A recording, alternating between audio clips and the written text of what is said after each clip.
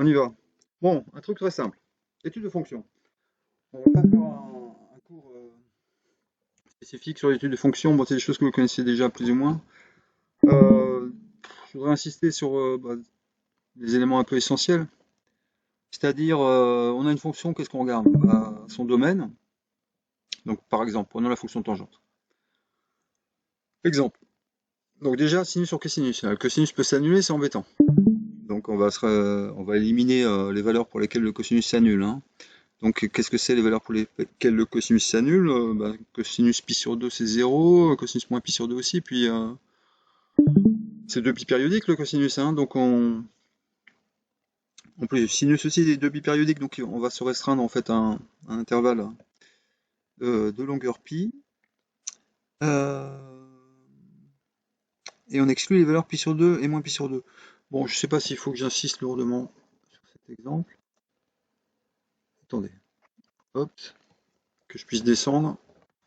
Je suis mal organisé là, excusez-moi, je me débrouille très mal. Hop. Donc je descends un peu là. Donc la fonction, on la regarde, mettons, sur moins pi sur 2, pi sur 2. Comme ça, on est sur un intervalle, vous l'avez bien défini. Qu'est-ce qu'on peut en dire? Alors, on peut se poser le problème de la parité. Alors, effectivement, elle est impaire, d'accord? Donc, si elle est impaire, ça va être intéressant de regarder ce qui se passe en 0. Donc, en 0, on regarde. On voit que tangente 0, sinus 0, cosinus 0, c'est 0. Alors, la dérivée de la tangente, bah, il aurait fallu la calculer avant, peut-être. Alors, c'est quoi la dérivée de la tangente? Bah, vous calculez, hein, dérivée de u sur v, c'est très facile. Trouvez 1 sur cosinus carré, ou aussi bien 1 plus lambda carré. Les deux, c'est la même chose. Celle-là est intéressante parce que vous voyez que, vous voyez que cette fonction, la fonction tangente vérifie une équation différentielle qui n'est pas du tout linéaire, hein, à savoir y' égale 1 plus y carré, pardon. Y' égale 1 plus y carré. Et c'est intéressant aussi si on veut trouver la dérivée de la fonction inverse de tangente. Je reviendrai là-dessus après. En fait, la dérivée de la fonction inverse de tangente sera 1 sur 1 plus x2. C'est l'inverse, vous voyez, de cette expression en quelque sorte. Ok, donc la dérivée en 0 du coup ça fait 1, hein. Après, qu'est-ce qu'on se pose comme question quand on veut étudier une fonction? La convexité éventuellement? Donc si je regarde la convexité, je redérive, bon, je trouve ça c'est positif, ça c'est positif du moins quand x est positif. Donc sur 0 puis sur 2 c'est positif, la fonction sera convexe. D'accord? Dérivée seconde positive, ça veut dire dérivée croissante, enfin ça veut dire. Dérivée seconde positive ou nulle, ça veut dire dérivée croissante. Sur ma bestiole, j'arrive.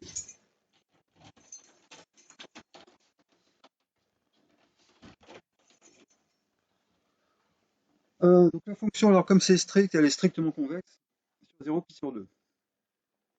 Et donc, comme elle est impaire, elle sera strictement concave sur moins pi sur 2, 0. Les limites, on regarde les limites, alors est-ce qu'il y a des difficultés? Bah non, il n'y a pas spécialement de difficultés, hein. Sinus pi, quand x tend vers pi sur 2, le sinus tend vers 1, le cosinus tend vers 0. Bon, donc limite égale plus infini, et on trace le graphe. Bon, voilà, vous connaissez ça, en gros. Donc ça, c'est bon, les notes, hein, les dessins sont pas extraordinaires. La tangente égale à 1, c'est ce qu'on appelle un point d'inflexion, ça. Il y a un changement de concavité. Arc tangente, ben, pour avoir la fonction inverse, vous faites la symétrie par rapport à la bisectrice. La bisectrice, c'est y égale x. Je tenais la fonction arc tangente. La dérivée, 1 sur 1 plus x2. Oui, parce que la dérivée, c'est l'inverse de f' en f-1. Et donc, en fait, avec cette formule-là, tangente prime égale 1 plus tangente carré, on voit très vite que la dérivée de la fonction inverse, c'est 1 sur 1 plus x2. Bon, je vous invite à vérifier ça, hein. Faites le calcul d'arctangente prime avec la formule de la dérivée de l'inverse. Vérifiez qu'on a bien ça. Intéressant parce que ça donne, comment dire, quand on recherche des primitives, hein, pour un cours d'intégration, souvent on recherche des primitives. Vous pouvez avoir des fractions rationnelles, des termes en 1 sur 1 plus x2 qui apparaissent, ou en 1 sur x2 plus a carré par exemple. Donc ça se raccorde à des fonctions arctangentes. Ok, c'est bon pour cette fonction. J'essaye de changer de document. J'ai un autre exemple. Hop, c'est passé. Je vais un peu vite, hein. Tout ça, c'est. Puis je veux pas, bon, comment dire, c'est pas l'essentiel de ce cours, hein, étude des fonctions. Mais bah, faut savoir un minimum, quand même un minimum, hein. Alors là, on regarde quoi? Alors au lieu de tangente, c'est tangente hyperbolique, TH. TH, c'est quoi? Bah, c'est sinus sur cosinus, mais sinus hyperbolique sur cosinus hyperbolique.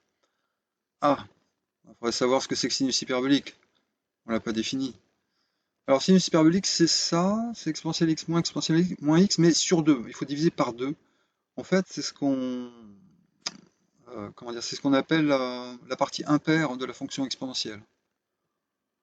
Toute fonction en fait définie sur R peut se définir, peut se décomposer, hein, comme somme d'une fonction impaire et d'une fonction paire. Comment ça marche? Eh ben, vous faites f de x moins f de moins x sur 2, ce sera la partie impaire, et f de x plus f de moins x sur 2, ce sera la partie paire. Bon, donc shx, c'est la fonction, enfin c'est ça divisé par 2, c'est la partie impaire de la fonction exponentielle. Cosinus hyperbolique, c'est la partie paire de la fonction exponentielle, c'est ça divisé par 2. Donc TH, tangente hyperbolique, sinus hyperbolique sur cosinus hyperbolique, ça devient ça sur ça. Alors c'est tout le temps plus petit que 1, c'est bien vrai ça, oui, parce que ça est plus petit que ça, hein, il me semble. Exponentielle toujours positive, hein. C'est impair peut-être aussi, hein, parce que vous changez x en moins x, bah, ça change ici de signe, hein. Là ça change pas. D'accord, bon on va vite. Dérivée de la fonction tangente hyperbolique. Vous faites u' v moins uv' sur v2, et vous trouvez ça. Et là, si vous développez, vous apercevez que les termes en carré disparaissent. Il y a un exponentiel 2x plus exponentiel moins 2x, là aussi, évidemment. Bon, si vous voulez, vous avez a plus b au carré moins a moins b au carré. C'est normal, ça fait 4 fois ab, hein. Les termes en carré disparaissent.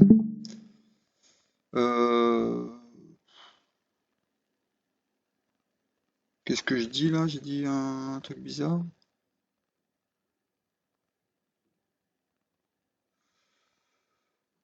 Bon alors c'est pareil, bon, il faudrait que vous fassiez le calcul précis. Vérifiez que c'est égal à 1 moins tangente, 1 moins th carré. Vous voyez, ça ressemble, tout à l'heure pour la tangente, on avait 1 plus tangente carré comme dérivée. Là, on a 1 moins th carré. Bon, à vérifier cette formule, hein, parce que là, vu comme ça, peut-être ça saute peut-être pas aux yeux que c'est bien la même chose. Donc fonction impaire, on l'a vu. À valeur de moins 1, 1. Bah oui, parce qu'elle est plus petite que 1, elle est impaire, donc elle est plus grande que moins 1. Euh, Elle est positive sur R+. Positive sur R+, oui. TH0 vaut 0, bon normal puisqu'elle est impaire. TH' vaut 0 en... Pourquoi en 0? Pourquoi on regarde en 0? Parce que la fonction est impaire, donc 0 est un point vraiment particulier, c'est un point de symétrie, de la fonction. TH'0 donc vaut 1.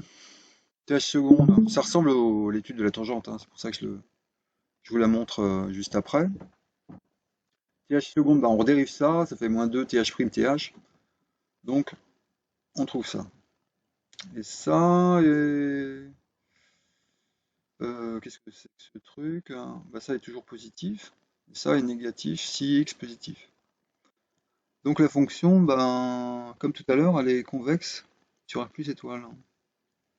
Et on a ce graphe. Elle est définie sur tout R, hein, contrairement à tangente. Et la fonction arctangente hyperbolique qu'on obtient par symétrie par rapport à la bisectrice y égale x. Et la dérivée de la fonction arctangente hyperbolique, je vous invite à vérifier ce calcul, avec la formule dérivée d'f-1 égale 1 sur f' rond f-1, compte tenu en fait de tangente prime égale 1 moins th carré, c'est normal qu'on trouve arc tangente prime égale 1 sur 1 moins x2. Dernier exemple, autre chose. Donc là, c'est une fonction, bah, c'est une fonction que j'aime bien, la x log x. Intéressante parce que, bon, alors en 0 déjà, c'est pas défini a priori. Quoique on sait que ça tend vers 0 en 0, hein. Vous savez? Quand ça, je l'ai dit en cours, hein. Je l'avais dit en amphi, ça, je crois. Donc on a a priori une forme indéterminée 0 fois moins l'infini, mais ben, les polynômes l'emportent sur les logs, en fait, on démontre. C'est l'objet d'un exercice dans le poly d'ailleurs, je crois. On démontre que ça tend vers 0 ce truc. Donc limite de x log x égale 0, donc on peut la prolonger par la valeur 0 en 0, elle sera continue. La dérivée, bah, alors bon, elle est impaire, visiblement. Donc on regarde sur R+, l'étude. Donc sur R+, la dérivée d'x log x, bah u'v plus uv'. Hein. Donc ça va faire log x plus x fois 1 sur x. Donc log x, bon j'ai marqué le log, hein, c'est ln. Hein. Ln de x plus 1. Tend vers moins l'infini en 0. Aïe. Apparemment, elle ne serait pas dérivable en 0, probablement. Hein. À vérifier si vous voulez. Parce que j'ai pas énoncé de théorème qui permet de conclure immédiatement du fait que f' n'a pas de dérivée en un point, que la fonction n'est pas dérivable en ce point. C'est peut-être vrai, mais j'ai pas énoncé de résultat en ce sens. Donc on le vérifie en regardant le taux d'accroissement par exemple. Et c'est très facile. Donc f de x moins f de 0 sur x moins 0, ça fait simplement log x. Log n'est pas rien toujours. Tend vers moins l'infini en 0. Pas dérivable en 0. Pas dérivable en 0, mais tangente verticale. Hein, puisque le taux d'accroissement tend vers l'infini. Seconde, bah, on dérive ça fait 1 sur x. Donc strictement convexe. Alors là on dérive ça, c'était sur R+, hein. R+ étoile. Donc ça sur R+ étoile aussi. Strictement convexe sur R+ étoile. F' de 1 égale 1. Pourquoi j'ai calculé f' de 1?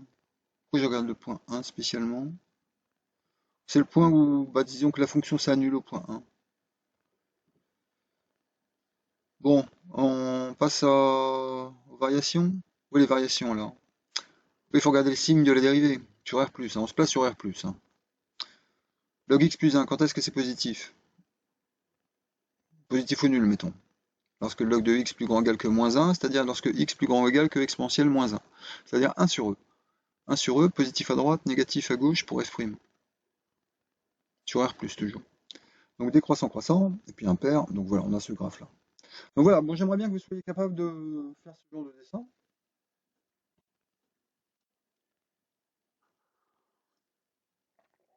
C'est pas très compliqué. D'arriver à faire l'étude de ce genre de fonction, quoi. Donc vous avez compris, bon, il faut regarder le domaine des définitions. Est-ce qu'il y a des symétries? Du type pair-impair, choses comme ça. Comportement aux bornes du domaine. Alors ici, il n'y a pas de borne du domaine, à part plus infini, moins l'infini. Il faut regarder ce qui se passe en l'infini. Euh, Après, bah, les maxima, minima locaux, éventuellement, il faut aussi faire une étude de variation. Est-ce qu'elle est dérivable partout ou pas, etc. Et à ce moment-là, bon, vous pouvez faire un graphe à partir de quelques points remarquables, les points les plus importants. Savoir, ici, on a 0, on a les maxima locaux, 1 sur e, moins 1 sur e. Et puis, alors, bon, j'ai mis ça aussi parce que bon, c'est les points où la fonction s'annule. Bon, c'est intéressant de voir quand est-ce que la fonction s'annule quand même, surtout pour une fonction impaire.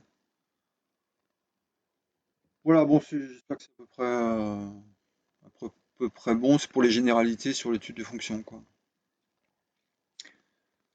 Donc alors après, donc il va falloir commencer à se préparer pour l'examen. Qu'est-ce qu'il y a au programme? Bah, les suites, n'oubliez pas les suites.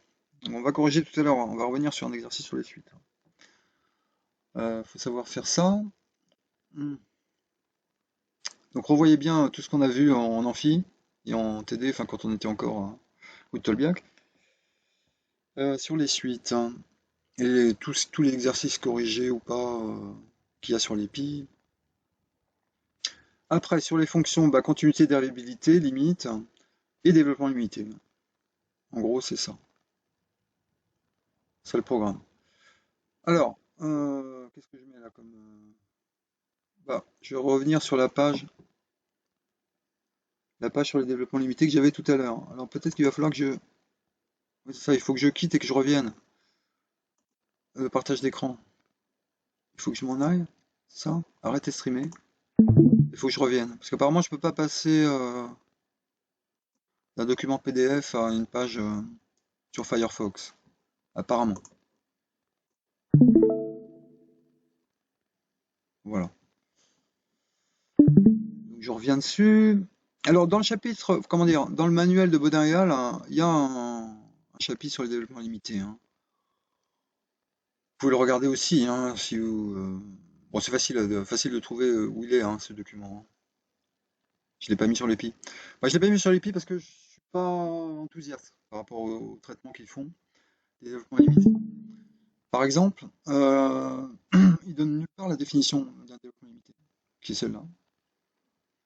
C'est quoi un développement limité? Une fonction f au voisinage d'un point A.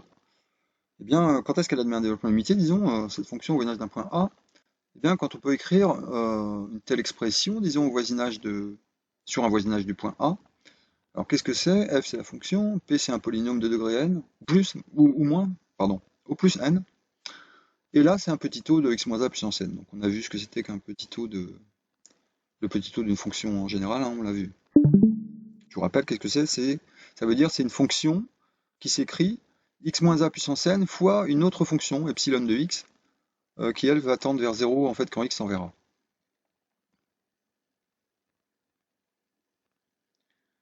Ok, alors en fait, si on se place au point A qui n'est pas 0, en général, en fait, le p de x, on l'écrirait comme un q de x moins a. Ce serait un polynôme en x moins a qu'il faudrait écrire plutôt qu'un p de x, hein.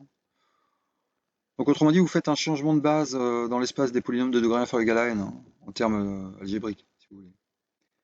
Au lieu d'être dans la base 1, x carré, etc., jusqu'à x puissance n, vous exprimez le polynôme comme combinaison linéaire des polynômes 1, x moins a au carré, etc., x moins a puissance n. Bon, ça a l'air très compliqué, mais dans la pratique, en général, c'est simple. Quoique. Enfin bref, donc voilà ce que c'est qu'un développement limité. Euh, Important, la formule de Taylor-Young. Important et assez simple, hein. La formule de Taylor-Young, pour une fonction qui admet une dérivée à l'ordre n au point A. Donc ça veut dire qu'elle est dérivable n-1 fois au voisinage de A déjà, hein. Parce que pour pouvoir parler de la dérivée énième, il faut avoir la dérivée de moins unième avant. Pour pouvoir dériver une fonction, il faut qu'elle soit définie au voisinage d'un intervalle. Donc ça veut dire en fait votre fonction elle est dérivable n-1 fois au voisinage de A. Et puis la dérivée de moins unième, elle sera en plus dérivable au moins au point A. Bon, enfin bref, dans les cas habituels, vous avez des fonctions de classe infinie, hein, en fait, hein. En général, bon, peut-être pas toujours. Il y a toujours des exercices avec des fonctions qui ne sont pas indéfiniment dérivables. Ça, c'est vrai. Mais 9 fois sur 10, en tout cas, ou plus même, vous avez des fonctions de classe infinie. Vous pouvez dériver autant de fois que vous voulez. À ce moment-là, vous pouvez appliquer la formule de Taylor-Young si vous en avez envie. Donc, bon, voilà. Cette formule que vous avez vue au premier semestre, je crois. Alors, qu'est-ce qu'il y a à dire sur le développement limité? Alors, bon, les formules avec le reste intégral de Laplace, elle est intéressante, mais peut-être pas évidente à mémoriser. Bon, passons. Ça, c'est beaucoup plus facile à mémoriser, me semble-t-il. Parce que ça, c'est quoi? C'est la généralisation du théorème des accroissements finis. Imaginez, si vous avez n égale 0, et bien à ce moment-là, vous avez exactement les accroissements finis. F de x, alors pour n égale 0, là, ce sera somme de 0 à 0, il y aura un seul terme. Ce sera f de a sur 0 factoriel, ça fait 1. X moins a puissance 0, euh, c'est ça? On est en train de faire ça? C'est-à-dire 1 également. Donc j'aurai f de x égale f de a, plus x moins a, f' de c. C'est exactement les accroissements finis, hein. Donc là, en fait, vous avez une espèce de formule des accroissements finis généralisée, bon, qui est parfois utile. Bon, vous n'aurez pas besoin de ça forcément pour l'examen, hein, mais c'est pour la culture, hein. Corollaire, inégalité, bon, bref, passons. Vous pouvez regarder ça en détail. De toute façon, là, j'enregistre la session. Si vous avez envie, ou vous pouvez aller sur le site. Je sais pas si on voit quelque chose hein, sur l'écran, si vous voyez quelque chose. Bah, c'est pas Wikipédia, c'est Wikiversity. Je sais pas s'il y a un rapport, hein. J'imagine que oui. D'une manière générale, les articles de maths sur Wikipédia, Wikiversity sont pas mal, hein, ils sont pas mal du tout, hein. Voilà. Bon, parfois il manque des détails, bien sûr. Mais j'ai pas vu, ce que j'ai regardé, hein, j'ai pas vu d'inexactitude. Silence. Attendez, un instant.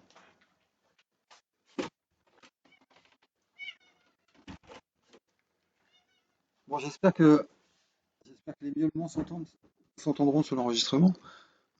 Ça ajoute un. Bon, ça permet de sourire un peu. Enfin, en tout cas, moi, ça me fait sourire. J'espère que vous aussi. Donc, le développement limité de fonctions visuelles, bah, c'est ce que je vous ai donné à apprendre, hein. Exponentielle, sinus, cosinus, 1 plus x puissance a. Il n'y a rien d'autre. Qu'est-ce qui manque? Log de 1 plus x. Bon. Log de 1 plus x, on l'obtient en intégrant cette formule avec a égale moins 1.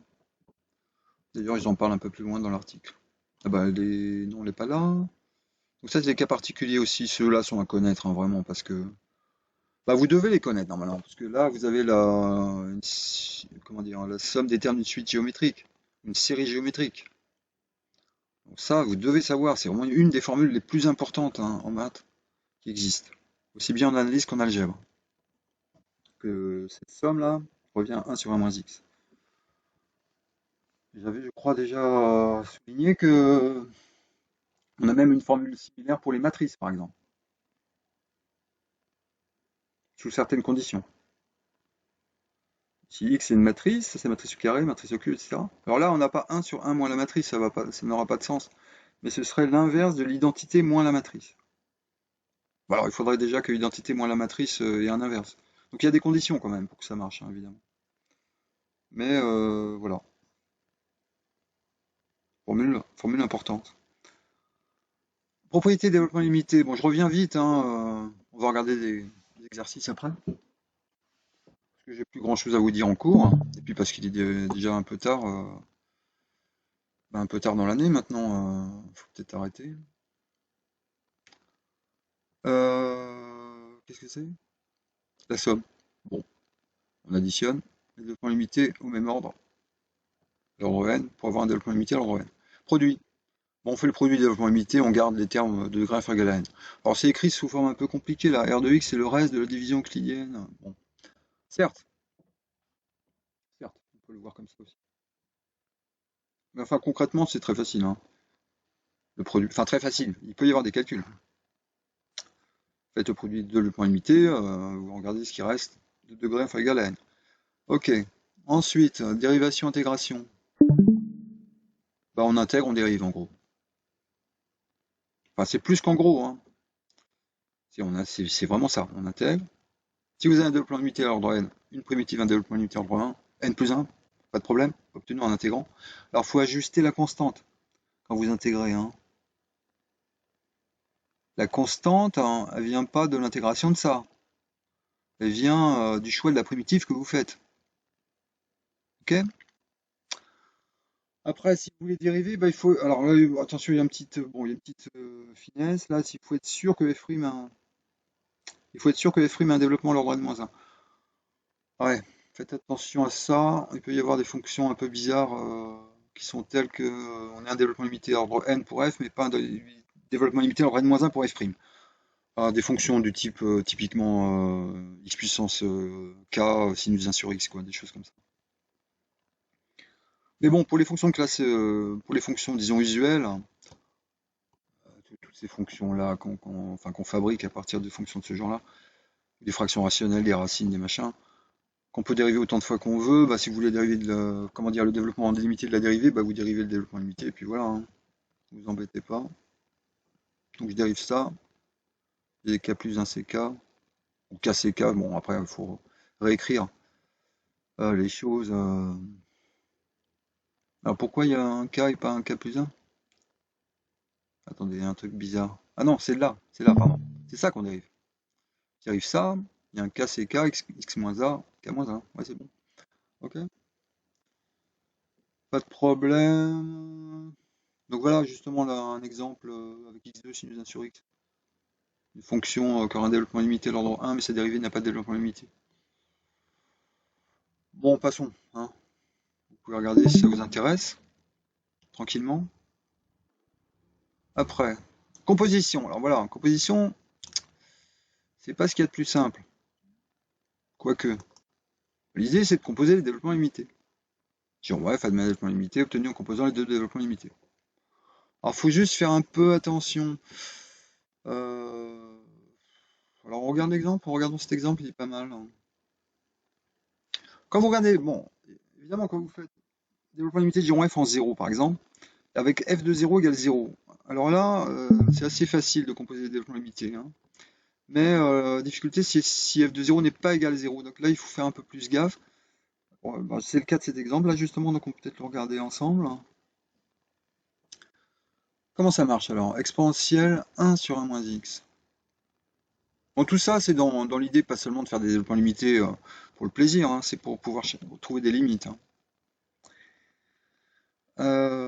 Comment ça marche? Comment on fait des développements limités? Alors, 1 sur 1 moins x en 0, on connaît. Voilà. Ordre 2, on veut ordre 2. Donc là. Après, exponentielle 1 sur 1 moins x. Exponentielle 1 sur 1 moins x, 1 sur 1 moins x, c'est l'exponentielle de ça. Ça c'est juste, puisque les deux fonctions sont les mêmes.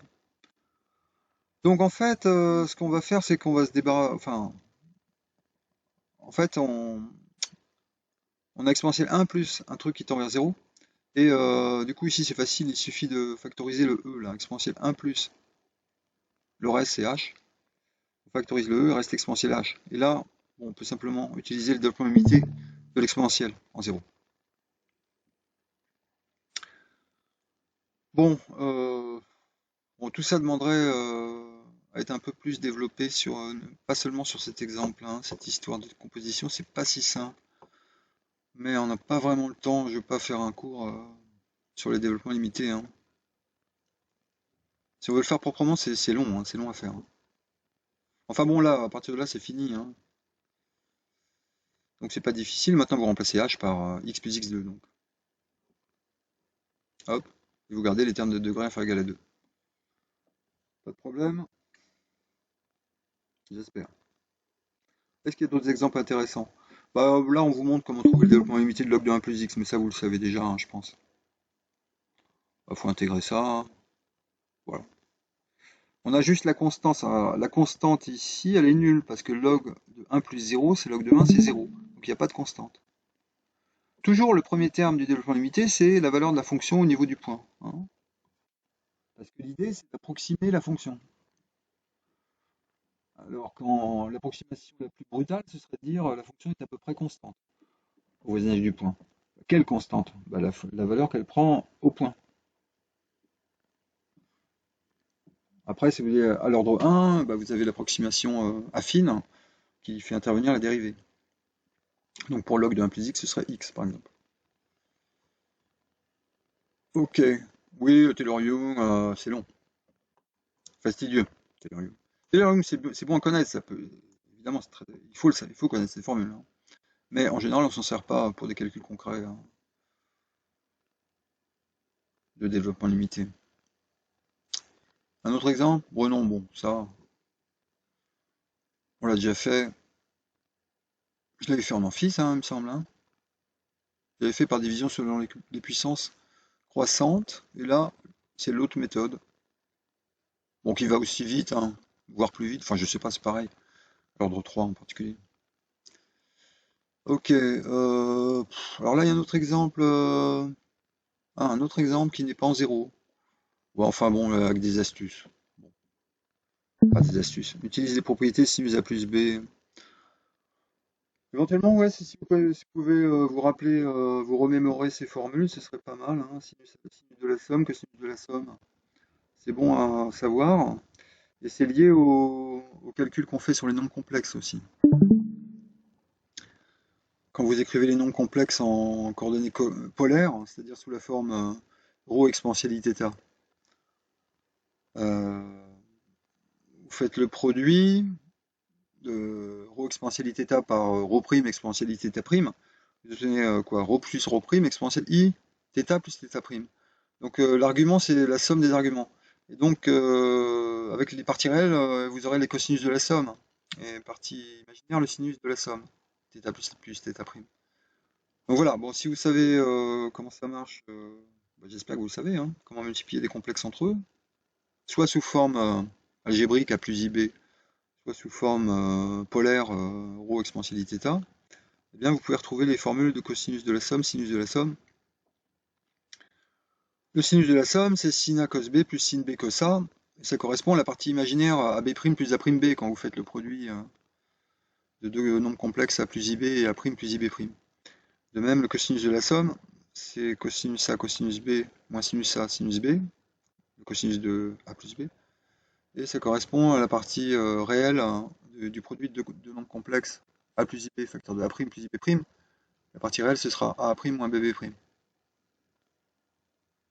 Ça peut être un moyen mnémotechnique aussi, hein, si vous avez des doutes. Moi, c'est comme ça que je la retiens, hein. Alors, bon, laisse tomber. Ouais, voilà. Donc, en plus infini moins infini, bon voilà, souvent on fait ça. H égale 1 sur x. Quand vous êtes en infini,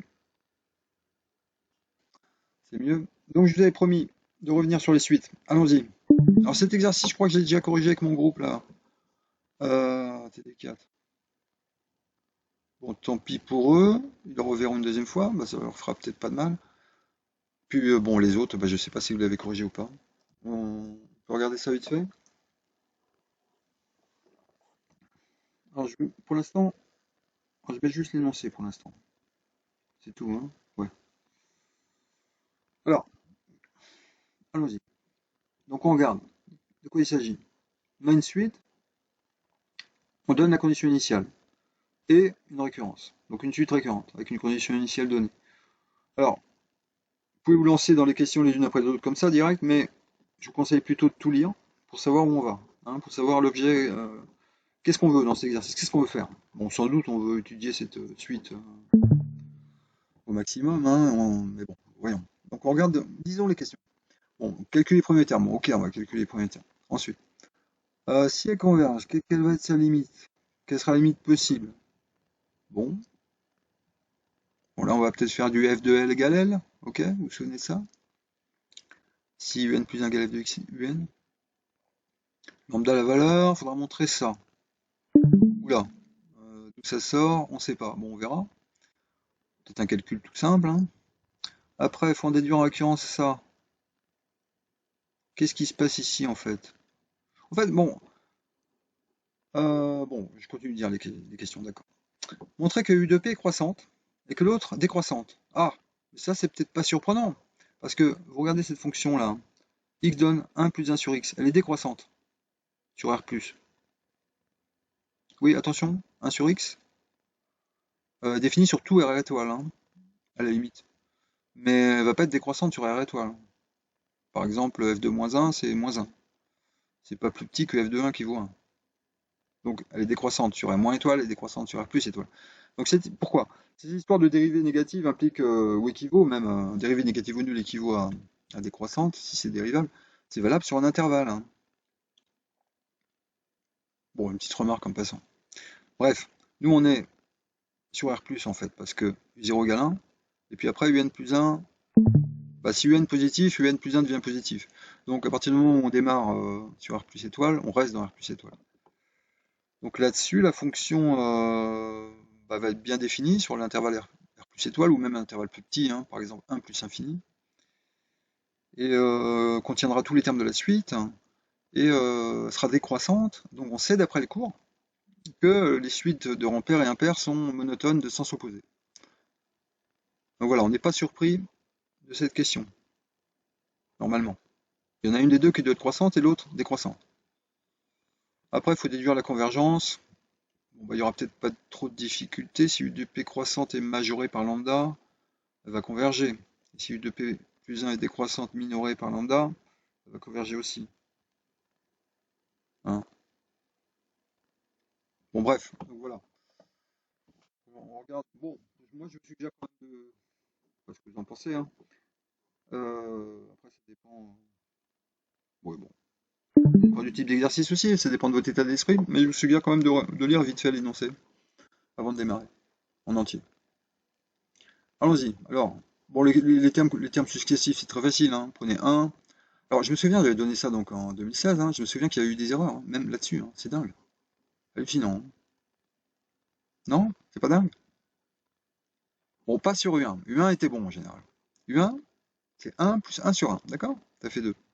Ah, tout le monde a trouvé bon. Là, je crois 3,5, même tout le monde aussi. Mais après, j'ai eu plein de trucs, hein. C'est hallucinant quand même. Bref, U2, c'est 1 plus 1 sur 2, ça fait bien 3,5. Après, U3, c'est 1 plus 1 sur 3,5. 1 plus 2 tiers, 3 tiers plus 2 tiers, 5 tiers. 1 plus 1 sur 5 tiers, 1 plus 3 cinquièmes, 5 cinquièmes plus 3 cinquièmes, 8 cinquièmes. D'accord? Il faut savoir réduire au même dénominateur les fractions. C'est du collège, ça, non? Si, je sais plus. Je sais plus quand est-ce qu'on voit ça. Oui, c'est au collège. Ben, ça sert en fait. Après, alors, qu'est-ce qu'on fait? Quelle peut être la limite? Alors là, c'est là que bah, je commence à regarder. On commence peut-être un petit peu à regarder où est-ce qu'on travaille. U0 égale 1. Et après, qu'est-ce qui se passe? On a vu là le deuxième terme 2, 3,5, 5 tiers, 8 cinquièmes. Bon, en tout cas, tout reste positif, ça c'est clair, hein. Si x positif, ça reste positif. On peut même dire si x plus grand ou égal que 1. Bon, ça c'est positif. On va rajouter 1. Donc ça reste plus grand ou égal que 1. Donc, autrement dit, 1 plus infini est stable. Bon. On pourrait trouver d'autres intervalles, hein, même 1, 2, je crois, ça marche. Bon, peu importe. En tout cas, tous les UN sont strictement positifs, sont même supérieurs ou à 1. F, c'est une fonction continue sur cet intervalle. On doit avoir, c'est le cours, f de lambda égale lambda. Pourquoi, je vous rappelle? Bah, c'est l'idée que si UN tend vers L, donc par continuité 1 plus 1 sur UN tend vers 1 plus 1 sur L, elle est non nulle, hein, forcément. Pourquoi elle est non nulle forcément? Bah, justement parce que la limite, si elle existe, elle est forcément dans I, hein, puisque tous les UN sont dans I. Et I est fermé, si vous voulez, c'est un intervalle fermé. Donc le fait que les UN soient plus grands ou égal que 1 implique que la limite soit plus grande ou égale que 1. Les inégalités larges passent à la limite, hein. Où est-ce que j'en étais? Je me suis perdu là. Cette fonction elle continue sur i. Bon, qu'est-ce que j'en ai dit? Un a une limite non nulle. Voilà, c'est ça. Donc 1 plus 1 sur un converge vers 1 plus 1 sur L. Et puis un plus 1 bah, converge comme un vers L. Un plus 1, c'est une suite extraite de un, si on veut. Ce qu'on appelle un shift. Enfin, oui, on bouge d'un cran tous les termes. Voilà, donc il faut résoudre 1 plus 1 sur lambda égale lambda. C'est pas difficile, on obtient ça. Je multiplie par lambda, j'oublie pas, je perds pas d'informations, hein. De toute façon lambda va être non nul. Ça te donne ça, c'est le nombre d'or. Bon ça, comment on le trouve? Bah un discriminant, hein, si vous voulez. Soit vous faites discriminant, soit vous mettez en carré. Lambda 2 moins lambda, c'est le lambda moins 1,5, le tout au carré, moins un quart. Bon, vous appliquez la formule du discriminant sinon, hein.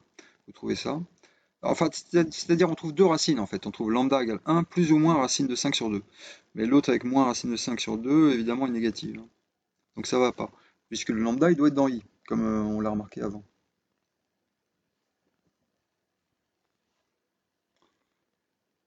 Ok. Ensuite, qu'est-ce qu'il fallait faire? Alors après, il y a la question bizarre. Pas facile cette question. Pas facile si on s'y prend mal. Un plus 1 moins lambda. Ah, il faut pas, comment dire, faut pas remplacer lambda par 1 plus racine de 5 sur 2, hein, faut garder lambda. Puis même si on est astucieux, c'est pas plus mal. Bon, il y a sûrement bon, il y a d'autres façons de faire, j'ai oublié un petit peu comment c'était fait dans les copies. C'était sûrement pas fait comme j'ai fait, parce que je crois que ce que j'ai fait là comme méthode, c'est vraiment le plus rapide et c'est un petit peu astucieux. Euh, vos camarades ont dû faire autrement, mais ils y arrivaient quand même, bon, en général. Enfin, pas tous, mais sinon, ils y arrivaient. Donc le plus simple, donc c'est, bon, évidemment, bah, d'écrire la récurrence, et puis aussi, on a la même chose pour la limite, souvenez-vous. F de L égale L. Donc, Parce que qu'est-ce qu'on cherche? On cherche des renseignements sur UN moins lambda en fait. Lambda moins UN, UN plus 1 moins lambda. Donc c'est logique d'écrire cette récurrence. Et puis aussi ça, parce que en faisant la différence, on fait apparaître UN plus 1 moins lambda tout de suite. Et puis en fait, le 1 sur N moins 1 sur lambda, en fait, ça va nous donner exactement la formule qu'on veut. Voilà, ça donne directement la formule en fait. Voilà, bon, c'est un petit peu, peut-être un peu astucieux, mais bon, sinon on peut y arriver quand même sans astuce, hein. Bon, je vous invite éventuellement à le faire, hein, à essayer de voir comment on pourrait faire autrement. UN plus 1 moins lambda, on remplace, de toute façon, il faut remplacer ici, moins lambda. Euh, Pas évident. Ou alors faut. Je sais pas, il faudrait se lancer pour voir. Donc quelle est la question d'après? Montrer que les termes de Rampère sont plus petits que lambda. Ah, comment je peux avoir ça simplement? Par récurrence. Je sais pas si j'ai fait par récurrence là. Ah, ah si j'ai fait quand même par récurrence, d'accord. Ah non, mais la question que je me pose c'est est-ce qu'on peut pas l'avoir directement en fait? Parce que on a regardé les premiers termes, hein. On a regardé les premiers termes, qu'est-ce qu'on voit pour la suite du rang impair? 2, 5 tiers. Elle est décroissante. C'est-à-dire, en tout cas, entre le rang 1, enfin les deux premiers termes, ça décroît. Mais si ça décroît pour les deux premiers termes, ça va décroître tout le temps. Parce que c'est le cours, ça. Le cours vous dit que lorsque la fonction est décroissante, f, eh bien les suites de rang pair et impair sont monotones, hein. Donc si ça commence à décroître, c'est que ça continue de décroître. Obligé. Alors, ce que ça nous donne pas, c'est le fait que ce soit plus grand que lambda. D'accord, donc il va falloir quand même travailler. Pareil pour la suite de Rampère, hein, 3,5, 8 cinquièmes. 8 cinquièmes c'est plus grand que 3,5, hein. 3,5 c'est 7,5 sur 5. Plus petit que 8 cinquièmes. Donc la suite de Rampère va croître en fait. Ok. En tout cas, bon alors bon, essayons de le faire par récurrence donc, puisque c'est demandé. Quand on vous demande d'utiliser une certaine méthode, ben vous le faites, hein, normalement. Ben, normalement, il vaut mieux faire ce qu'on vous demande, hein. Maintenant, si vous avez d'autres méthodes astucieuses ou autres, vous pouvez aussi les utiliser, mais à la limite en plus, quoi. Faudrait quand même faire un petit peu ce qui est demandé. Moi, je sais pas, hein. Il y a peut-être des exceptions à ce que je dis, hein, mais bon. Bon, par récurrence alors. Qu'est-ce que ça veut dire quoi par récurrence? Ça veut dire on vérifie au rang 0 par exemple, et après on montre que si c'est vrai au rang P, c'est vrai au rang P plus 1. Alors au rang 0, est-ce que U0 est plus petit que lambda? U0, U0, c'est quoi U0? C'est 1. Est-ce que 1 est plus petit que lambda? Bah oui, 1 est plus petit que 1 plus racine de 5 sur 2, hein. Fait combien ce truc-là? Racine de 5 c'est 2,236 à peu près. Donc 3,2, 1,6 en gros. Enfin de toute façon c'est plus grand que 1 évidemment, hein, puisque racine de 5 est plus grand que 1. Pour U1, U1 c'était 3,5. Est-ce que 3,5 est plus grand que ça? Ah, 3,5 ce serait 1 plus racine de 9 sur... Non, attendez, qu'est-ce que je raconte là? Qu'est-ce que j'ai fait là? Ah non, c'est pas ça, c'est pas 3,5 qu'il faut regarder. C'est U1. 2. Oui, parce que j'y arrivais pas là avec 3,5, hein. C'est 2 qu'il faut regarder. Est-ce que 2 est plus grand que ça? Bah oui, parce que 2 est plus grand que 8 sur... qu'est-ce que je dis? 2 est plus grand que 4 sur 2. Enfin, 2 égale 4 sur 2 plutôt. Et 4 sur 2, c'est 1 plus racine de 9 sur 2. Racine de 9 plus grand que racine de 5. Donc 2 est plus grand que ça. J'avais dit tout à l'heure que c'est à peu près égal à 1,6, hein. Bon, à peu près. Moi, je n'ai pas démontré, hein, mais facile à vérifier. Donc la propriété est vraie au début. Après, est-ce qu'elle est vraie au rang P plus 1 si, si on la suppose vraie au rang P? Pour un certain P. Le P est positif ou nul, hein, parce qu'on l'a vérifié ici au rang 0. Attendez, je vais mettre un petit problème de batterie. Alors, est-ce qu'on en est? Donc, supposons qu'on ait ça, hypothèse de récurrence. Alors maintenant, on va exploiter. En fait, oui, c'est ça. On va exploiter cette relation-là. En fait, cette relation vous montre que les UN moins lambda changent de signe à chaque fois. Vous voyez? Si ça est positif, par exemple, si ça est positif, lambda moins UN positif, qu'est-ce qu'on peut dire de lambda moins UN plus 1? Bah, il sera de signe opposé, puisque lambda moins UN est du même signe que UN plus 1 moins lambda. Étant donné que les lambda, enfin lambda et les UN sont positifs. D'accord? Les UN sont dans grand I, lambda aussi, ils sont tous strictement positifs. Donc lambda moins UN, s'il est positif, celui-là aussi, donc lambda, je multiplie par moins 1, lambda moins UN plus 1 sera négatif. Donc voilà, ça change de signe à chaque fois. Euh, d'accord, donc ça va nous permettre d'avancer. Parce que, bon, donc ça c'est mon hypothèse de récurrence. Donc si j'ai lambda plus petit q2 plus 1, au rang d'après, ça va changer, l'inégalité va être dans l'autre sens, c'est-à-dire qu'on aura lambda plus grand que u2 plus 2. C'est ça que je mets là. Ok? À cause de cette histoire-là. Que les lambda moins un changent de signe à chaque fois. Bon, et une fois qu'on a u2 plus 2 plus petit que lambda, bah pareil, ça fera u2 plus 3 plus grand que lambda. Voilà, je me suis trompé? Non, c'est bon. C'est bon, ici. Et voilà. Et du coup, on a ce qu'on voulait. Parce qu'on a u2 plus 3 plus grand que lambda. Lambda plus grand que u2 plus 2. C'est-à-dire, c'est cette propriété-là au rang d'après, quand vous remplacez P par P plus 1. D'accord. Bon, c'est pas l'exercice comment dire, le plus simple que j'ai jamais posé sur les suites. Pas forcément le plus dur non plus. Bon, c'est une suite récurrente avec une fonction monotone décroissante. Donc on garde les suites extraites de rang pair et impair. Après, bon, si vous avez des problèmes pour démontrer telle ou telle question, vous pouvez sauter, hein. Par exemple, mettons que vous n'arrivez pas à démontrer le petit c. Bah, ça ne vous empêche pas de faire la suite. Vous admettez le petit c, hein. Bien sûr. Ok. Alors, excusez-moi, là, c'est quoi la question? Alors, on n'a pas démontré encore. Si, bah alors voilà. Donc, pourquoi U2P? Alors, par exemple, celle-là, celle-là, vous pouvez répondre sans rien faire, sans avoir fait aucun calcul avant. Vous pouvez passer directement à la question E, là, à partir de A à E, sans avoir réussi à faire ni B ni C ni D. Vous pouvez passer de A à E direct, avec le cours. Parce que, on l'a dit tout à l'heure, comme 1 sur X est décroissante, les suites de rang pair et impair les sous-suites de rang pair et impair de la suite U sont monotones de sens opposé. Et puis alors on a regardé les premiers termes, on a vu que celle de rang impair, elle décroissait, forcément. C'était elle qui était décroissante. Et l'autre est croissante. Voilà, c'est tout. Ce que j'ai mis là. Comme la fonction est décroissante, sous-suites de rang pair et impair sont monotones de sens opposé au vu des premiers termes. Voilà, tac. C'est bon, je vais pas trop vite. C'est loin les suites. Bah, refaites-en un peu de temps en temps, hein.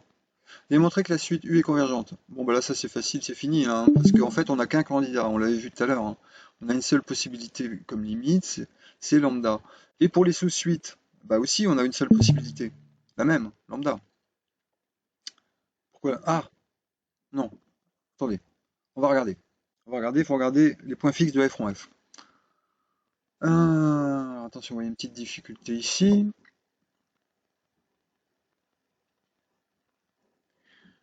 On va regarder les points fixes de f rond f, en fait.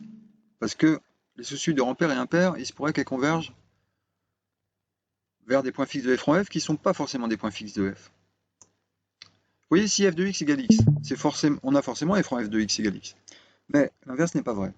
Pensez à une symétrie, hein. Une symétrique, il y a des tas de points qui bougent par f, mais ils reviennent tous en place par la symétrie. Ils sont tous points fixes. Pourtant, ils ne sont pas points fixes de la fonction elle-même. Ils sont points fixes de f rond f. Il faut regarder les points fixes de f rond f pour avoir les limites possibles des sous-suites de rang pair et impair. Alors c'est quoi les points fixes de f rond f? Bah, c'est quand vous faites 1 plus 1 sur f de x égale x. F de x, c'est 1 plus 1 sur x. Donc vous mettez au même dénominateur, si je me suis pas trompé, ça doit nous faire là, le x il monte là, et du x plus 1 en dessous. Donc je mets x plus 1 sur x plus 1 plus x, 2x plus 1. Ok.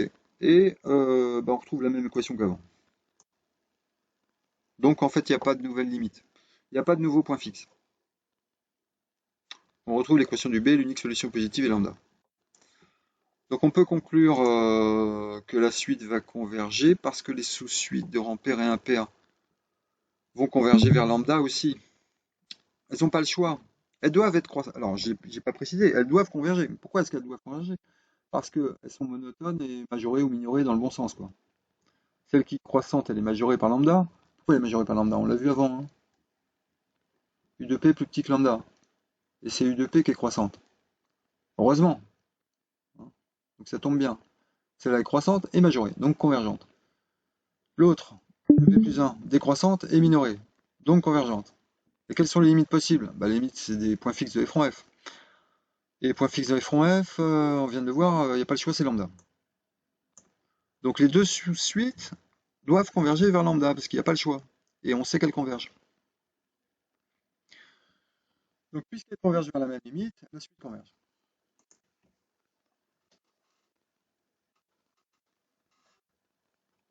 Bon voilà, donc un petit exercice de révision sur les suites.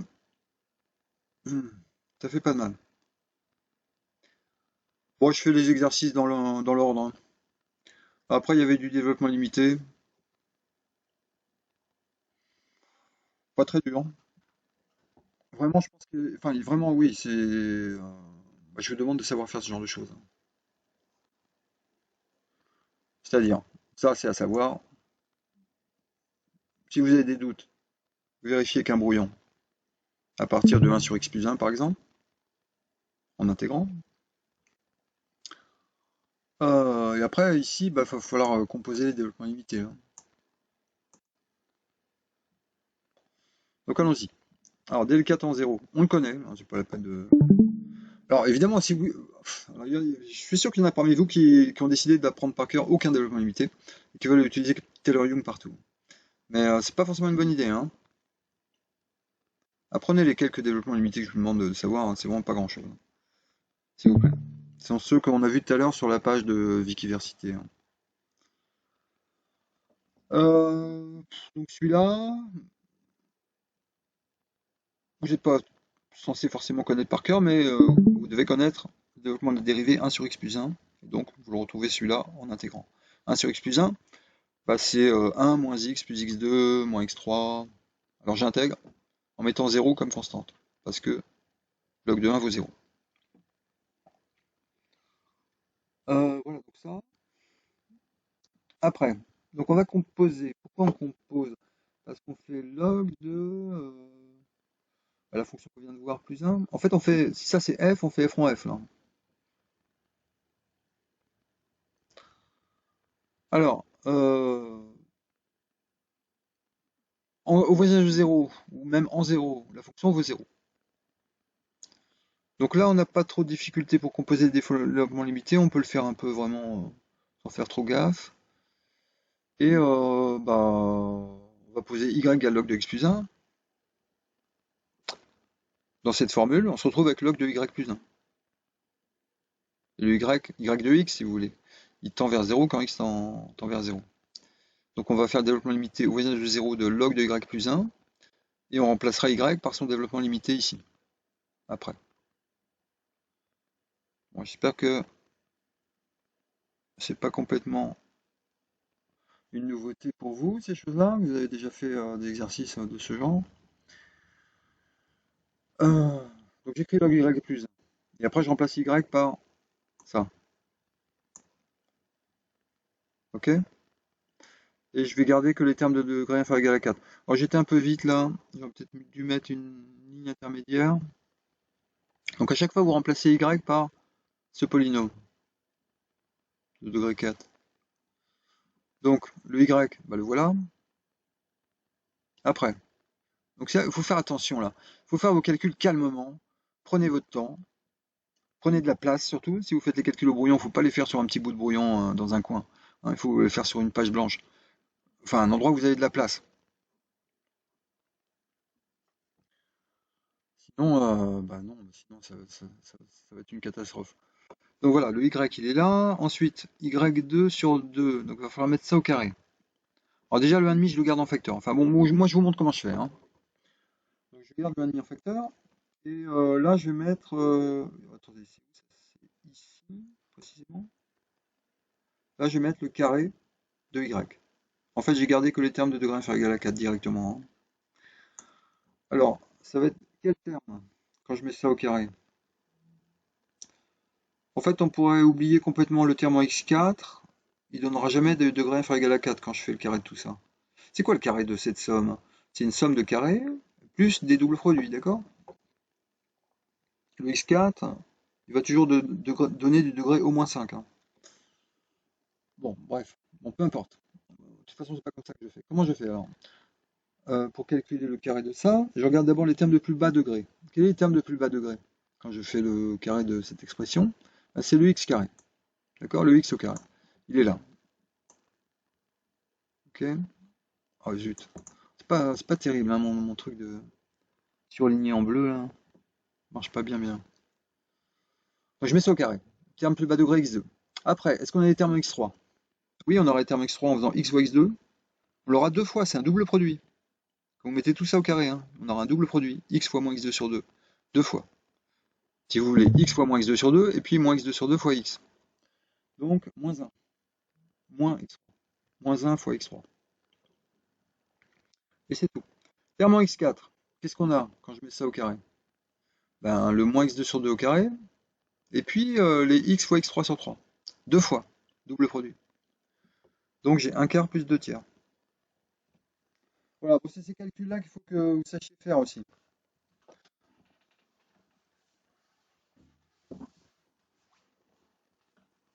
C'est l'algèbre, distributivité, tout ça. Voilà le terme x4. Bah, c'est bon alors. Bon, alors maintenant on met au cube. On met au cube ce truc. Au cube alors. Quel est le terme de plus bas degré? X au cube. C'est tout. Il n'y en a qu'un seul. Est-ce qu'il y a des termes en x4? Bah, peut-être quand même, en fait. Il ne faut pas l'oublier, hein. Il y a un terme en x4 qui correspond à comment dire, oui, x fois moins x2 sur 2. Quand vous faites le cube de ça, hein. Et combien il y en a alors? Il y en a trois. C'est un triple produit. Parce que vous avez une somme fois elle-même fois elle-même. Quand vous développez par distributivité, bah, vous avez la somme des cubes. Et puis après, vous avez des triples produits. Non, c'est pas clair ce que je raconte? Il fallait que j'écrive une formule. Bah, c'est bon, c'est de l'algèbre, encore une fois, hein. Donc je prétends que le terme, on est où là? Le terme x4, c'est 3 fois moins 1,5. Parce que quand vous faites ça fois lui-même, vous pouvez faire x fois moins x2 sur 2, ou bien x fois moins x2 sur 2 fois x, ou bien moins x2 sur 2 fois x fois x. Il y a trois façons de faire. Ok? Donc c'est moins 3,5. Moins 3,5 x4.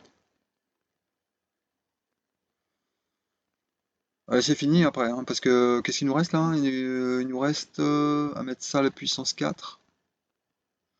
Ça à la puissance 4. Quel est le terme? Les termes de degré inférieur égal à 4, il n'y en a qu'un, c'est le x4. Donc j'ai un moins x4 sur 4.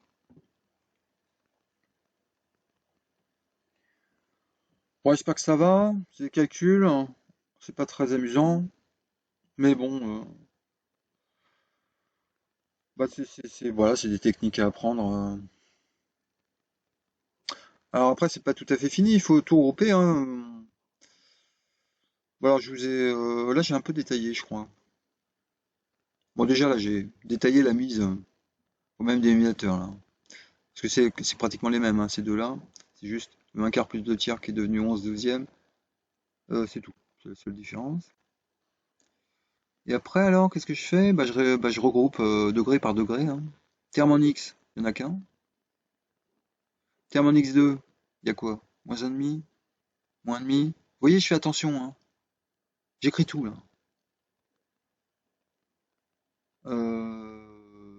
Ouais, j'écris tout au brouillon, puis à la limite, écrivez tout sur votre copie aussi, si vous avez des calculs de genre là à faire. Ce serait aussi bien. Donc en x2, il n'y en a que deux, hein. Il y a celui-là et celui-là, c'est tout. Après en x3, il y en a un, deux, trois. Il y a trois termes. Donc un tiers, plus un demi, plus un tiers. Ici. x4, il y en a 4. 1, 2, 3, 4. Donc moins un quart, moins 11 sur 24, plus un demi, moins un quart. Ah, plus un demi, j'ai dit. Je me suis trompé? Moins un demi. D'accord? Attention aux erreurs de calcul, hein, évidemment. Ah, ouais, c'est extrêmement facile de se tromper, hein. Bon, si vous faites une petite erreur de calcul à la fin, c'est pas gravissime, hein. Tant que vous obtenez pas des résultats absurdes. Par exemple, si vous me trouvez une constante, ça va pas du tout, mettons. Constante non nulle. Parce que la fonction vaut 0 en 0, hein. X égale 0, c'est 0, hein. Ok, bon, c'est simple, relativement. Alors, il y a cet exercice-là, j'ai corrigé en séance de travaux dirigés vendredi, pratiquement le même, hein, vendredi dernier. C'est presque le même en fait. Ça correspond à un exercice dans le poly, je sais plus quel numéro, 38 peut-être? Attendez, je regarde. Je regarde, c'est où?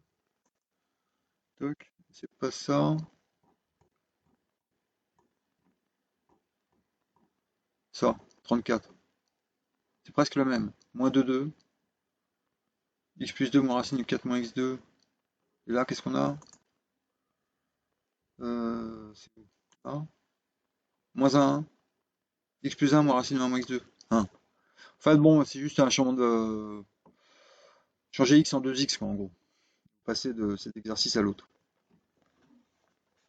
Poser g de x égale f de x sur 2. Si je prends ce f là, je regarde f de x sur 2. Non, f de 2x plutôt. Attendez, je sais pas. Je veux avoir une fonction définie sur moins 2, 2. Donc je vais regarder f de x sur 2. Voilà. Pour avoir une fonction définie sur moins 2, 2, je vais regarder f de x sur 2. Bon, à ce moment-là, vous tombez sur l'exercice 34, si vous faites cette transformation. Bon, alors donc du coup, j'ai la correction que j'avais rédigée pour l'exercice 34, que j'ai mis sur les pieds d'ailleurs. Et j'obtiens une correction de cet exercice. J'ai fait des copier-coller. Alors j'espère que je ne me suis pas trompé, hein, dans tous mes copier-coller parce qu'il faut que je remplace des trucs, hein. Chaque fois que j'ai des 4 moins x2 sous la racine, il faut que je remplace en 1 moins x2, enfin, etc. Il y a des trucs qui changent. Mais bon, regardons. Alors, je regarde un peu vite, hein. Donc celui-là est du coup corrigé quasiment deux fois. En même temps, les questions sont un peu différentes. Vous voyez, il y a des questions là, c'est beaucoup plus détaillé par rapport à l'exercice 34 où il y avait que. Je sais pas si ça vous intéresse vraiment, si c'est vraiment passionnant, mais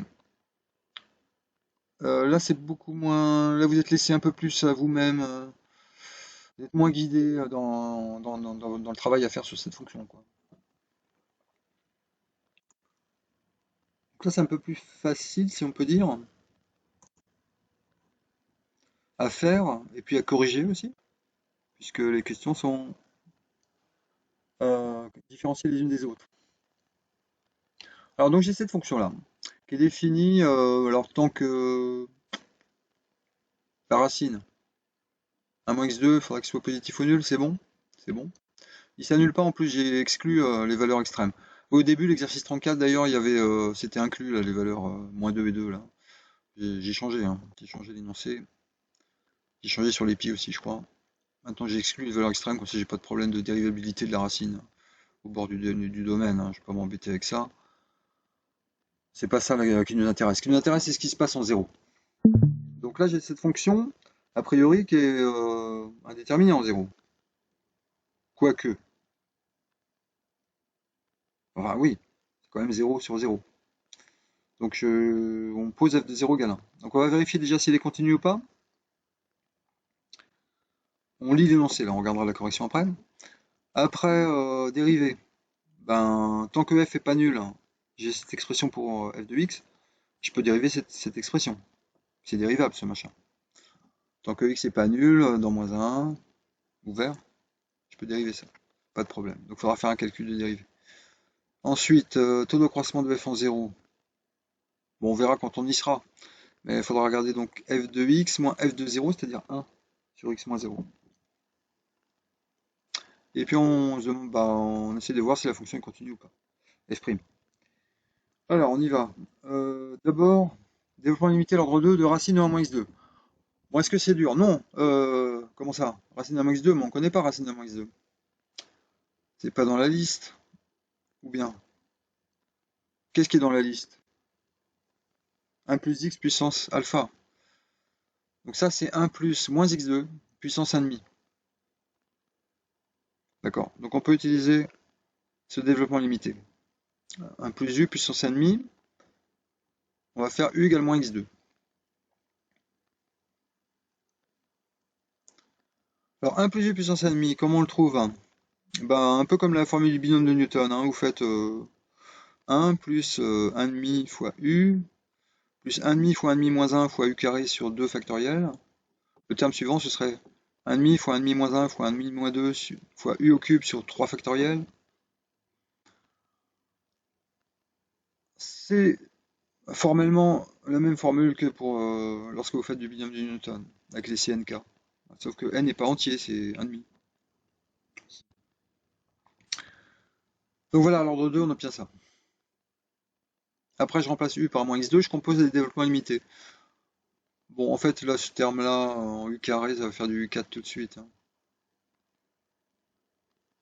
Bon, on fait attention, on compose des développements limités en prenant les développements limités au même ordre pour les deux fonctions. Quand vous faites giron f à l'ordre n, eh bien, vous regardez les développements limités de f et de g à l'ordre n, tous les deux. Donc j'applique la formule, mais ce terme-là, en fait, il sert à rien parce que je veux aller à l'ordre 2. Donc ça me fait juste 1 moins demi x2. Pas de difficulté. Ensuite, est-ce que f est continu en 0? Alors là, j'ai fait une preuve un peu, juste un peu excessif, enfin un peu... Bon, regardons ce que j'ai fait. Est-ce que f est continu en 0? Bah, j'utilise... Donc, puisqu'on vient de faire ce développement limité, je me suis dit... Enfin, c'est moi qui ai posé l'énoncé en même temps. Mais, bref, j'ai voulu utiliser ce qu'on venait de faire, juste avant. Donc, j'ai remplacé racine de 1 moins x2 par ça. J'ai le droit. En gardant le petit o, vous regardez le petit o, Là, le 1 simplifie, après il y a x qui se factorise, donc c'est très simple, on obtient ça. Bon bah, parfait. Est-ce que c'était la peine de se compliquer autant la vie? Est-ce qu'on pouvait pas en fait faire un développement limité même à l'ordre 0? Racine de 1 moins x2 c'est 1, plus une fonction qui est envers 0. Ça suffit pas ça?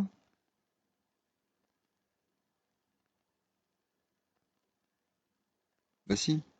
Euh... oh. Ah non, c'est pas tout à fait correct. Attends, là, j'ai juste une interrogation. Il faudra avoir un développement limité au moins à l'ordre 1 quand même. Enfin bref, pour trouver l'existence de la limite en 0, vous pouvez faire autrement qu'avec les développements limités. C'est simplement que je voulais vous dire. Vous pouvez factoriser x en haut et en bas. Donc là, dans la racine, il y aura du racine de 1 sur x2 moins 1. Non, ça marche pas ce que je raconte. Pardon, bon, oubliez tout ce que je viens de vous dire.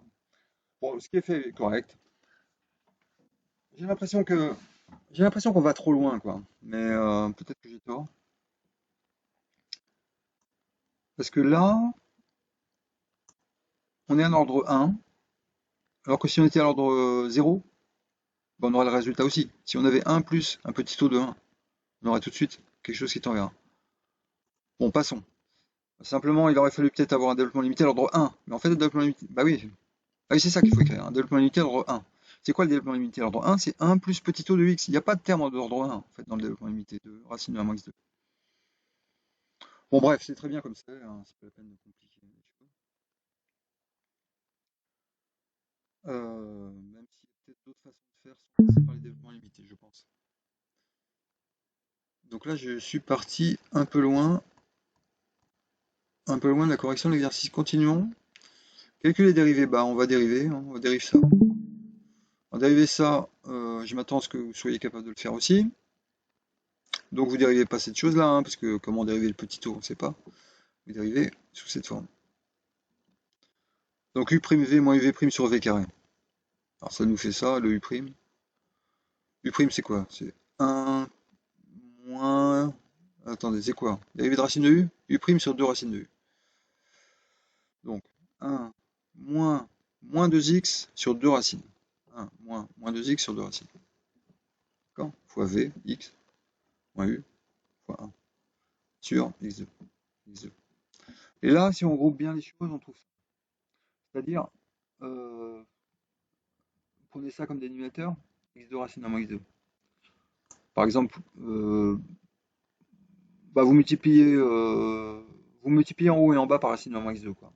Donc ça va faire disparaître déjà ce truc-là qui nous embête. Alors là, il y aura des racines 1 moins x2 au carré qui vont donner des 1 moins x2. Il va y avoir des simplifications. Beaucoup de simplifications finalement, puisqu'on se retrouve avec ça. Bon, ça c'est un calcul, hein. Je vous invite à le faire si vous n'avez pas déjà fait cet exercice. Après, on se demande, donc ça c'est la dérivée en un point non nul, vous dérivez juste la fonction telle qu'elle est donnée pour tout x non nul, hein. Elle est dérivable, calcule sa dérivée de manière standard. Maintenant, la dérivée en zéro, comment faire? Bah, vous pouvez pas regarder la limite de f'. Non, c'est pas correct. Peut-être que c'est correct, mais j'ai déjà parlé de ça tout à l'heure. Mais y a pas vous n'avez pas vu en cours de résultat qui vous permet d'affirmer que ça puisse marcher, ça, hein. Si une fonction admet une dérivée sauf en un point, si la dérivée admet une limite en ce point, alors elle est dérivable en ce point, c'est peut-être vrai, mais on l'a pas vu en cours, hein. Bon, donc normalement vous devez vous restreindre aux notions qui ont été vues, euh, oui, qui ont été vues en cours. Et puis, de toute façon, on vous demande de calculer la limite du taux de croissance de f en 0, donc vous le faites s'il vous plaît. De toute façon, c'est facile. Voilà. Alors, comment ça marche? X non nul, on a ça. Alors, on peut remplacer ici par le développement limité, en fait, pour le calcul. Attendez, qu'est-ce que je fais? Mais non, je suis là. Voilà. f de x moins f de 0 sur x moins 0, ça c'est le taux d'accroissement à 0. F de x, évidemment, vous avez cette expression-là, pour x non nul, hein. Mais autant utiliser le développement limité qu'on a calculé avant, c'est-à-dire sous cette forme, bah, voilà, celle-là. 1 plus 1,5 de x plus petit o de x. Ça va nous permettre de conclure en fait. Donc vous remplacez f de x par 1 plus petit o de x, 1 plus 1 demi de x plus petit o de x. Faites moins 1 simplifie, reste 1 demi de x plus petit o de x. Le tout sur x, ça fait 1 demi plus petit o de 1. Pas de problème, ça tend vers 1,5.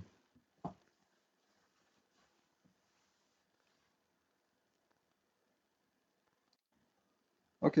Alors maintenant, dernière question, est-ce que f' est continu en 0? Bah, sa valeur en 0, c'est 1,5, on vient de le voir, c'est la limite du taux d'accroissement, je vous rappelle la dérivée, hein. Et la limite de f' quand x tend vers 0, bah faut regarder la limite de ça. Du f' de x pour x non nul. Ah, bah, on réutilise encore une fois le développement limité de racine 1 moins x2, tac, dans l'expression de f', et il n'y a pas de problème, c'est très facile. Constante disparaît, il reste 1 demi x2. On accède comment aux enregistrements? Je vais mettre un lien, sur l'EPI. Et pour les enregistrements précédents, c'est pareil, hein. J'ai mis des messages sur l'EPI avec des adresses. C'est sur YouTube. Je vais pas vous les mettre sinon, hein. Parce que sinon je les aurais mis sur l'EPI s'il n'y avait plus, hein, mais ça marche pas, c'est trop gros, il faut un giga. Et, donc voilà, j'ai trouvé plus simple comme ça. Euh, Ouais, qu'est-ce que je disais? X2 sur 2? Sur X2. Donc ça fait 1,5. Là, le petit taux d'X2 divisé par X2, qu'est-ce que c'est petit taux d'X2 divisé par X2? Bah, c'est une fonction epsilon de x qui tend vers 0 en 0. Ou un petit taux de main, si on veut. On peut l'appeler comme ça aussi. C'est comme si on simplifiait par X2 à l'intérieur. C'est comme si, hein. Je dis pas que c'est ça qu'on fait. Ça revient à ça. Un demi de... Voilà, puis en dessous, il n'y a pas d'indétermination, ça se tend vers 1. Donc la limite, c'est un demi. C'est bon. On continue? On termine? Allez, le plus beau pour finir. Ah, celui-là était difficile.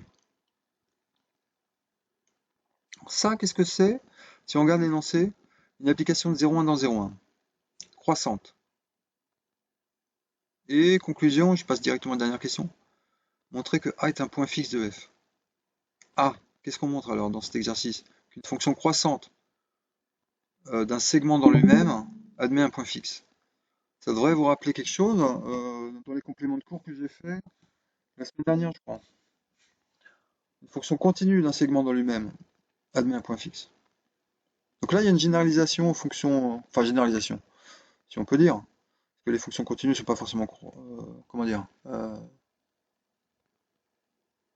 ouais, enfin c'est un autre cas, disons. Ça marche pour les fonctions continues, ça marche pour les fonctions croissantes, quand elles sont d'un segment, c'est-à-dire un intervalle fermé borné dans lui-même. Elles ont un point fixe. Bon, c'est un exercice un petit peu théorique, hein, un petit peu ardu. Enfin, c'est-à-dire que c'est pas juste calculer des dérivés, quoi. Appliquer le cours sans réfléchir trop. Faut se souvenir un petit peu, qu'est-ce que c'est qu'une borne inférieure, par exemple? Bon, regardons. Il y a des questions qui sont faciles quand même. Faut pas paniquer lorsque vous êtes en face d'un exercice de ce genre-là. Euh, Pas forcément, du moins. Alors, on regarde quoi? F de x plus petit ou égal que x. Donc, concrètement, faut imaginer, vous avez le graphe de votre fonction, pas forcément continu, hein. F de x plus petit ou égal que x, c'est la partie du graphe qui est en dessous de la bisectrice. Bon, pourquoi c'est pas vide? Ah, qu'est-ce que c'est que cette histoire? Alors, il faut peut-être utiliser le fait que f est de i dans i. F de 0 est dans 0,1. Est-ce que c'est plus petit ou égal que 0? Bah non, on ne sait pas, puisque f de 0 est dans 0,1. Par contre, f de 1 est dans 0,1. D'accord? F de 1 dans 0,1, ça veut dire f de 1 plus petit ou égal que 1. Donc, f de x égale x pour x égale 1. A n'est pas vide. Vous voyez, c'est tout simple. Ensuite, ça aussi c'est facile. Pourquoi est-ce que, si x est dans A, f de x plus petit ou égal que x, pourquoi c'est pareil pour f de x? C'est-à-dire f de x plus petit ou égal que f de x. Bah, c'est évident, il suffit de composer par f l'inégalité, en quelque sorte. Et on a le droit, puisqu'elle est croissante, la fonction. Vous voyez? Donc c'est un argument tout bête. Il faut utiliser vos hypothèses, hein. Première question, on utilise le fait que f va de i dans i. Deuxième question, on utilise le fait que f est croissante. Donc je reprends. Si x est dans A, f de x plus petit ou égal que x, comme f croissante, bah f de ça plus petit que f de ça. C'est-à-dire précisément f de x dans A. D'accord. Bon après, ça devient un petit peu plus délicat, hein. Faut comprendre ce que c'est qu'une borne inférieure. Bon déjà, pourquoi grand A admet une borne inférieure? Alors ça, par contre, c'est facile. Pourquoi est-ce que cet ensemble-là admet une borne inférieure? Qu'est-ce que c'est une borne inférieure? Pour un ensemble non vide, hein, une partie non vide de R. Une borne inférieure, c'est le plus grand des minéraux, c'est ça? Euh,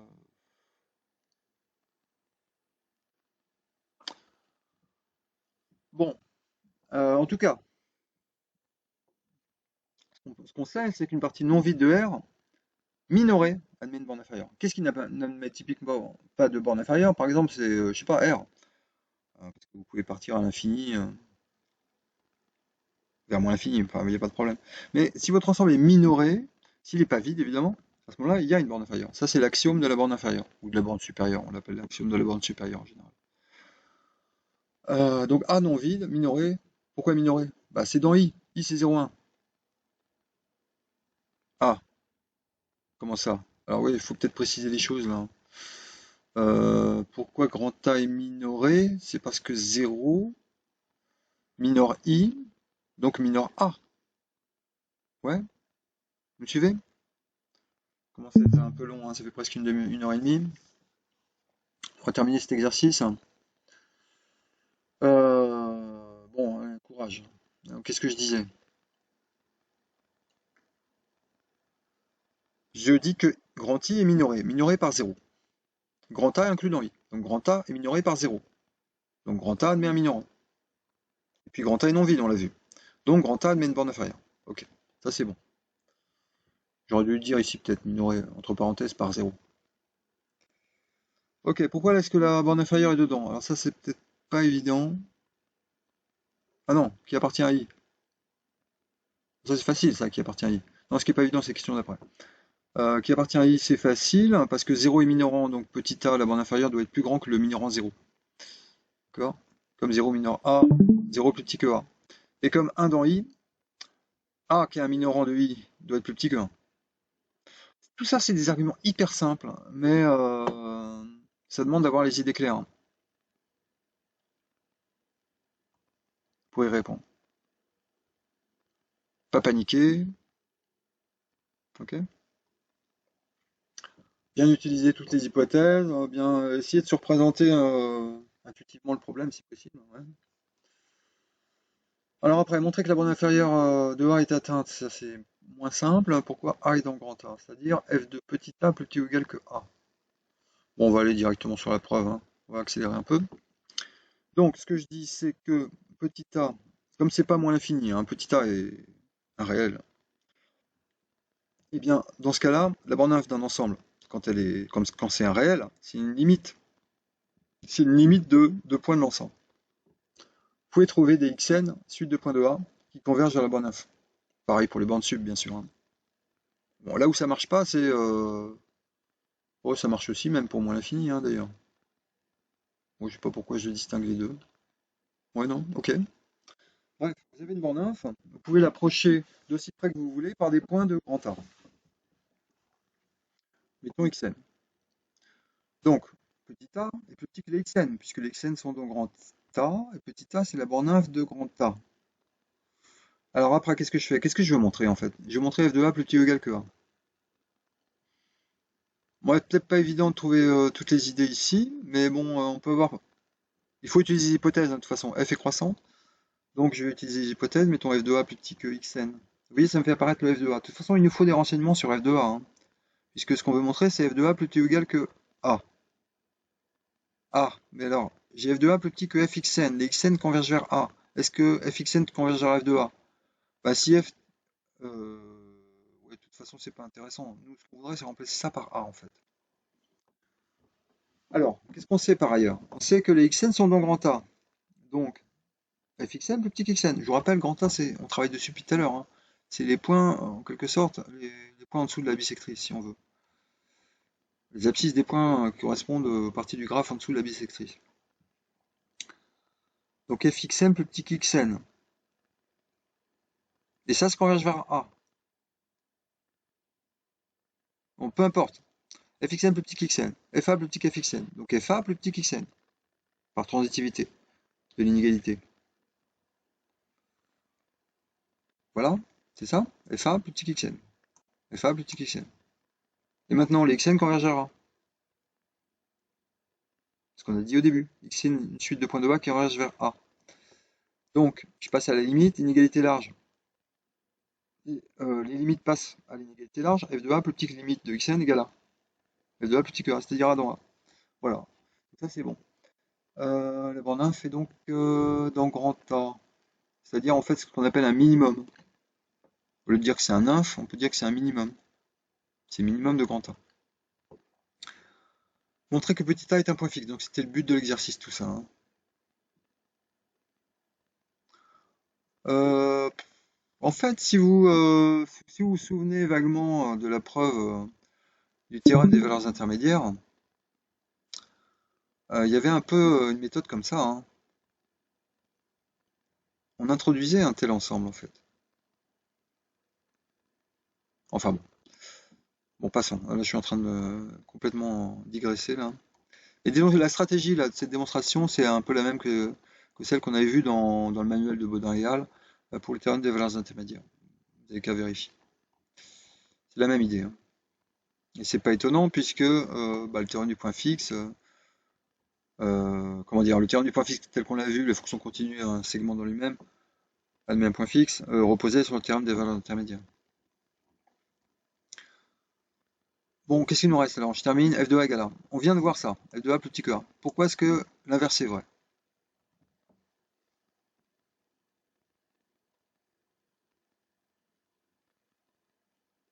F de a, pourquoi il est égal à a? Parce qu'on a vu que grand A était stable par f, c'est ça? Ah oui, faut utiliser toutes les questions qu'on a vues avant, hein. Si x est dans a, f de x est dans a. Grand A est stable par f. Donc si j'ai vu que a est dans a, f de a aussi est dans a. D'accord? F de a dans a. Puisque a dans a. Ah, qu'est-ce que ça veut dire f de a dans a? Ça veut dire attendez, il y a un truc qui m'échappe. F de a dans a. Oui, f de a dans a. Et quelle est la borne inf de grand A? C'est petit a. Donc a plus petit que f de a. Voilà, c'est fini. A plus petit que f de a plus petit que a. Voilà, bon, une démonstration un peu difficile, hein, je reconnais. Bon, ce genre de sujet, je notais sur beaucoup plus de 20, hein, parce qu'il y avait quand même des exercices qui c'était pas facile. Enfin, tout ça, c'était pas très facile. Euh, Ça, je considère que c'est facile, mais calculatoire. Donc, il y a moyen de se planter. Ici, notamment. Ça, je considère que c'est assez relativement facile quand même. Ça, je considère que c'est difficile. Bon, c'est mon impression. Ok, bon, cette année, c'est une année un peu particulière, hein, donc, bon, vous aurez peut-être un sujet un peu plus, enfin, sûrement, beaucoup plus clément. Enfin, je pense, moi, des choses pas extrêmement difficiles. Il n'y aura pas des choses de ce niveau-là, je pense pas. Voilà, bon, on verra. C'est tout pour aujourd'hui, hein. Si vous avez des questions, vous pouvez me les indiquer vous pouvez m'envoyer des messages là. Et on se reverra peut-être la semaine prochaine, hein, parce que j'ai cru comprendre qu'il y avait une semaine de plus. Ça, c'est à confirmer. C'est à confirmer, aussi dans mon réunion de conseil du FR en ce moment. Euh, voilà. Bon, je vous enverrai un message. Sinon, je mettrai le document en ligne. Et voilà, bah, à bientôt alors sinon, hein.